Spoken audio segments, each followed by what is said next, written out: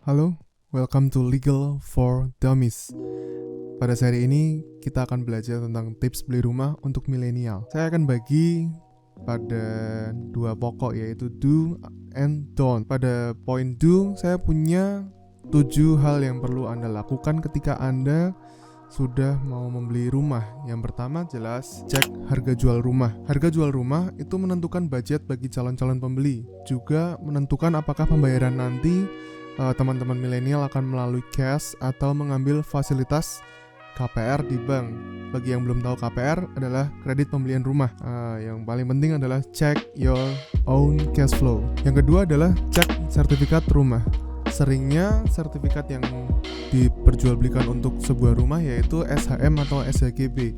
SHM yaitu sertifikat hak milik, atau yang SHGB sertifikat hak guna bangunan. Sertifikat hak milik itu adalah sertifikat yang menunjukkan bukti kepemilikan atas tanah yang terkuat di negara ini, yaitu Anda tidak perlu mengajukan perpanjangan atau lain sebagainya. Berbeda dengan SHGB. SHGB diberi masa waktu, yaitu penerbitan pertama 30 tahun dan bisa diperpanjang 20 tahun. Bisa juga SHGB Anda bisa diajukan peningkatan ke hak milik apabila merupakan rumah tinggal. Nah, ketika menaikkan status dari SHGB ke SHM itu ditentukan oleh tata ruang dan juga kebijakan dari kantor pertanahan di daerah Anda. Jadi lebih baik tanyakan kepada notaris Anda.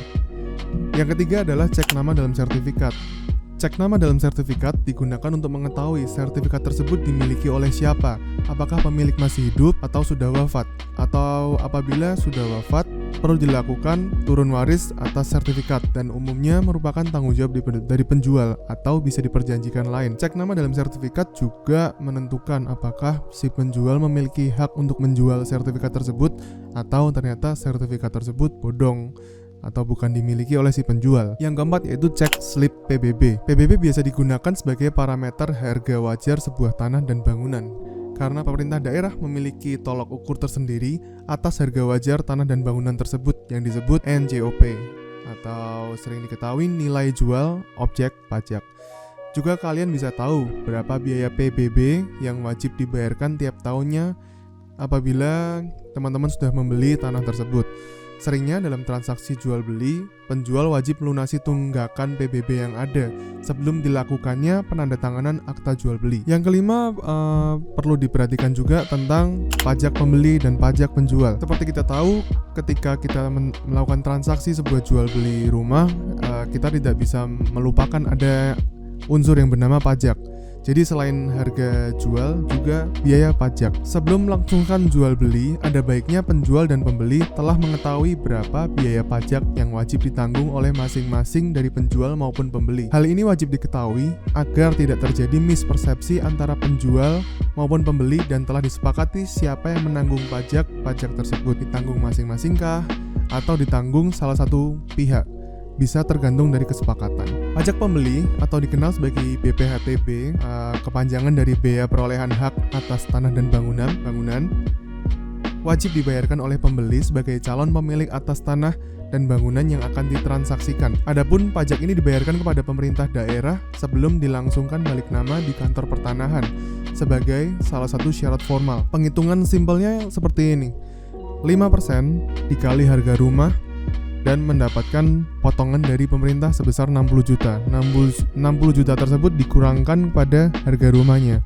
Kurang lebih rumusnya seperti ini. Katakanlah rumah yang saya beli harganya 100 juta. Saya sebagai pembeli wajib membayarkan 5% dikali 100 juta yang dikurangi 60 juta dulu. Jadi saya harus membayarkan 5% dikali 40 juta, yaitu 2 juta. Kemudian kita lanjutkan ke pajak penjual. Pajak penjual atau disebut pajak penghasilan atau PPH dibayarkan oleh penjual karena mendapat penghasilan dari penjualan aset yang dimilikinya. Pajak tersebut dibayarkan kepada pemerintah pusat melalui kantor pajak bagi masyarakat yang sudah memiliki NPWP maupun yang belum memiliki NPWP.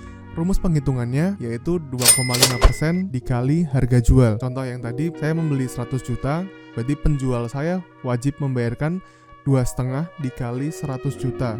Kali ini tanpa diskon atau tanpa pengampunan. Simpelnya seperti itu. Berarti penjual saya harus membayarkan 2,5 juta rupiah atas hasil yang ia dapatkan. Poin keenam yang perlu kita perhatikan yaitu cek IMB atau izin mendirikan bangunan. IMB melekat pada satu objek untuk seterusnya. Jadi lebih baik kalian membeli rumah pada penjual yang masih menyimpan arsip IMB. Adanya IMB juga memudahkan untuk pengajuan kredit pembelian rumah di bank atau KPR yang tadi kita mention di depan, karena mayoritas bank mensyaratkan IMB tersebut sebagai syarat wajib apabila bangunan Anda termasuk dalam agunan Anda. Terkadang mengurus IMB yang hilang lebih lama prosesnya daripada pengajuan baru. Nah, itu menurut pengalaman pribadi saya. Untuk pembelian rumah di perumahan, di developer atau pengembang tertentu, biasanya IMB dibuat terpusat. Jadi tanyakan kepada kantor developer Anda untuk IMB rumah Anda. Yang ketujuh adalah Anda perlu menunjuk notaris atau PPAT yang terpercaya. Adanya notaris atau PPAT yang bisa dipercaya dengan track record yang baik memberikan rasa aman untuk pembeli dalam mengeluarkan biaya dalam pembelian rumah. Juga pembeli seringkali melupakan atau tidak memperhitungkan honorarium bagi PPAT tersebut. Kebiasaannya yaitu ketika contoh saya tadi beli di 100 juta, saya wajib membayarkan honorarium untuk pengurusan jual beli tanah tersebut kepada PPAT, atau bisa diperjanjikan sebaliknya, contoh penjual yang membayarkan. Hal tersebut bisa disepakati antara penjual dan pembeli dan seringnya tarifnya berkisar antara 1%.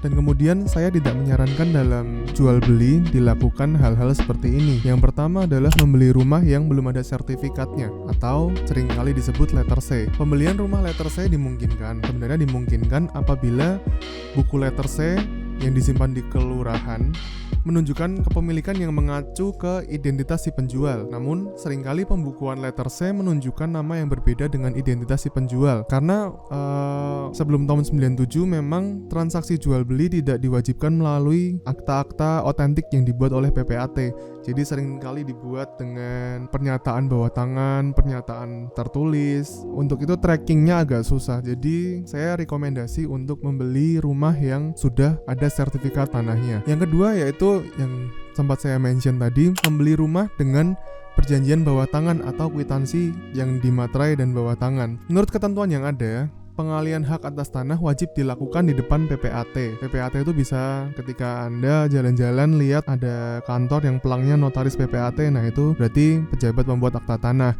atau camat di daerah Anda yang sudah mengambil sertifikasi PPAT. Pengalihan dengan perjanjian bawah tangan atau kwitansi bermaterai tidak bisa dilakukan balik nama walaupun sertifikat sudah di tangan Anda. Jadi Anda memang menguasai sertifikatnya, tetapi secara hukum kepemilikannya masih dimiliki oleh si penjual tersebut. Jadi apes-apesnya nih ketika Anda beli sertifikat dengan kwitansi atau perjanjian di bawah tangan, Anda tidak bisa melakukan balik nama, Anda tidak bisa mewariskan, Anda tidak bisa menghibahkan atau menjadikan jaminan. Atau apabila lebih apes, kita bisa dilaporkan dengan dalil penggelapan karena tidak ada transaksi yang sah walaupun kasus tersebut perlu pembuktian lebih lanjut. Yang ketiga adalah membeli rumah sengketa. Rumah yang dalam sengketa sering kali dijual dengan harga yang jauh dari harga pasar atau dengan harga yang tidak wajar. Contoh di pasaran daerah A rata-rata 1 meter 10 juta. Sedangkan ada rumah sengketa yang dijual per meternya 3 juta rupiah. Sangat menggiurkan, tapi saya tidak merekomendasi karena seringkali rumah yang sedang dalam sengketa, sertifikat di kantor pertanahan dimohonkan untuk diblokir atau bisa juga dijadikan sita jaminan. Untuk detailnya Anda bisa belajar sendiri atau nanti mungkin kita bahas di konten lebih lanjut. Tetapi sebenarnya transaksi rumah yang dalam sengketa itu sangat dimungkinkan. Tetapi PPAT wajib membuat aktanya dengan PPJB atau Perjanjian Pengikatan Jual Beli serta Kuasa. Jadi tanah tersebut atau sertifikat tersebut baru bisa dibalik nama setelah sengketa tersebut selesai. Dan penjual dan pembeli wajib mengerti kondisi tanah tersebut, jadi tidak ada yang ditutup-tutupi dan pembeli sepakat menerima bahwa tanah tersebut memang dalam sengketa dan sepakat untuk membelinya. Tapi untuk milenial, janganlah kita beli yang aman-aman aja, karena kita butuh tempat untuk bernaung. Yang keempat yaitu membeli rumah dengan harga yang menggiurkan di lokasi yang membuat harga tanah mengalami depresiasi. Teman-teman pasti udah tahu apa itu depresiasi, yaitu nilainya menurun. Selain rumah untuk bernaung, tentu kita pingin rumah tersebut menjadi aset yang harganya setiap tahun mengalami kenaikan yang signifikan. Tapi seringkali contoh rumah di lokasi yang sering dilanda banjir membuat harga tanah dan rumah tersebut lebih murah daripada lokasi yang strategis, sehingga milenial seperti kita tergiur dengan harganya. Padahal dibandingkan dengan resiko dan biaya perawatannya, selisih harga rumah yang non banjir seiring berjalannya waktu akan jauh lebih ekonomis daripada biaya untuk, contoh yang pertama, meninggikan rumah atau biaya bersih-bersih rumah setelah banjir, dan juga renovasi rumah. Yang kelima, saya tidak merekomendasikan teman-teman untuk membeli rumah tanpa melakukan pengecekan kondisi lingkungan, contoh air, akses kendaraan, banjir, atau mungkin teman-teman yang masih menganut kepercayaan tertentu, yaitu melihat arah mata angin seperti feng shui dan lain-lainnya, juga lingkungan tetangga sekitar, serta yang terakhir sanitasi. Oke. Mungkin cukup itu poin-poin yang bisa saya sampaikan mengenai jual beli rumah untuk milenial. Apabila ada pertanyaan silahkan ajukan di komen. Bila suka silahkan like atau juga subscribe untuk tunggu konten-konten selanjutnya dari saya. Bye.